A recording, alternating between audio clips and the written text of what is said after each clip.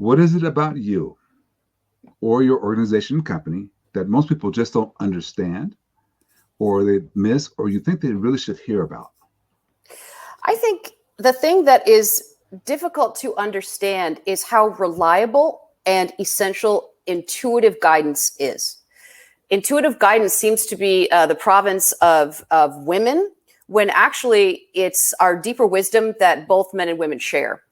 So the way that I coach my leaders and my transformational coaches, because I work with two different groups of people, is to get out of the way of the guidance that I'm fortunate enough to be in touch with, and reflect back to them their blind spots, or perhaps deep knowledge that they needed reassurance or affirmation about. Oh, but stepping out of the way of that guidance has always been my challenge. And I have to wonder, how do you, as a expert, step out the way to allow that person to reflect back to themselves? I know that's a 10-hour question, but is there a way that you can make it easy for the step back? I mean, breathing, or is there anything like that we can do to help us step back from that? Yes. So there's a couple of things that everybody can do. And, I come from a mind-body background. I was a therapeutic yoga master instructor, so I certified teachers. And I find that meditation in general has this sort of air about it that is unfortunate, because it keeps people from appreciating what's really going on. And because I only work in evidence-based practices, what's really going on in meditation is what we call attentional control or attentional direction. It's a focus tool. That's all it is. In addition to focusing, you put your body in the most neurologically organized state it could be in. This is called coherence. People who are familiar with the HeartMath Institute know about coherence. It's where you essentially get your heart and your mind aligned on the same frequency. You calm the body down and put it into rest and digest, which is what we call parasympathetic dominance. From this place, your ability to receive deep wisdom. Okay, so let me just put it for all the male listeners who don't identify with intuition, it's your gut instincts, right? That's a little bit more of like the masculine approach. It's your gut. You're able to hear it and trust it because you are in such a calm, receptive state. That's how we get that information to come forth.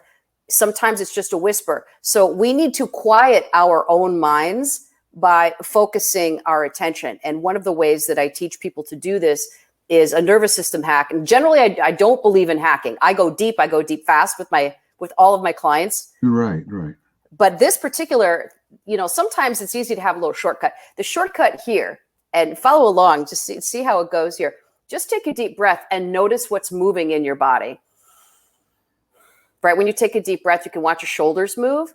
That is an incomplete breath, and it's also in the fight or flight region. It's in the chest. This is how we breathe normally every day. Shallow chest breathing. Right. Okay. This is not going to help matters much. However, if you can just keep your shoulders still and take a breath, notice where your breath goes in your body.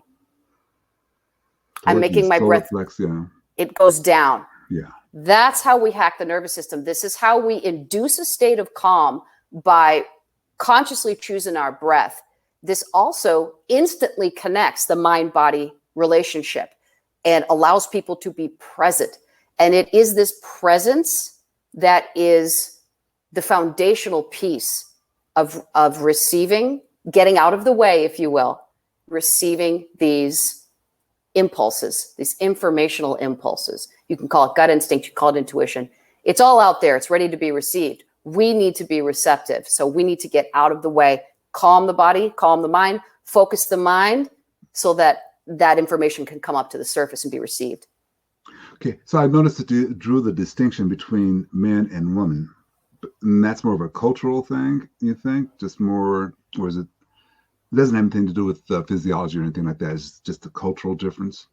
Correct. Now, there is this fascinating, I'm so glad you asked this. I read this fascinating study. It was a Harvard business study. And in the study, they were trying to determine, and the study was all about intuition between the genders in a business setting, because women tend to be more what we call socially sensitive, and that's one of the ways that we're wired. It's true. Men, however, if you think about military, police, spidey senses, it's the same thing. Same thing. And these men are ninjas with this intuition. They know immediately. Firemen, when I worked as a firefighter, a seasoned fire captain can go in and be like, everybody out. I don't know what's going to happen. I just know it's not good. Everybody out. This is intuition at work. So for businessmen who aren't in, whose lives aren't at stake necessarily, their physical bodies, only their professional lives. Yes. They tend to be more data driven. So the study was this: they had men and women pair up, and in one instance, the male was the leader and the female was a subordinate. And in another instance, they switched it so the female was in the leadership position and the male was in the subordinate position. And what they found was that was all it took for the male to access and use intuition just like that. Because it's not, you don't have to develop the sense. The only thing you need to develop is your awareness and sensitivity to it. Men have been taught to desensitize themselves to their gut instincts, right? Unless your life's at stake, and then it becomes a professional skill set, a soft skill set. So what was amazing, Glenn, was every time a male was put in the role of subordinate, these soft skills came out of nowhere. And the determination was that intuition is not the providence of women.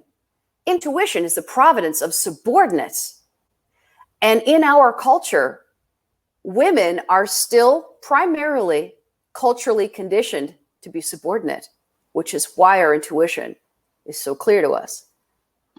And that's just because we've kept women in that position. And so they're able to do it more.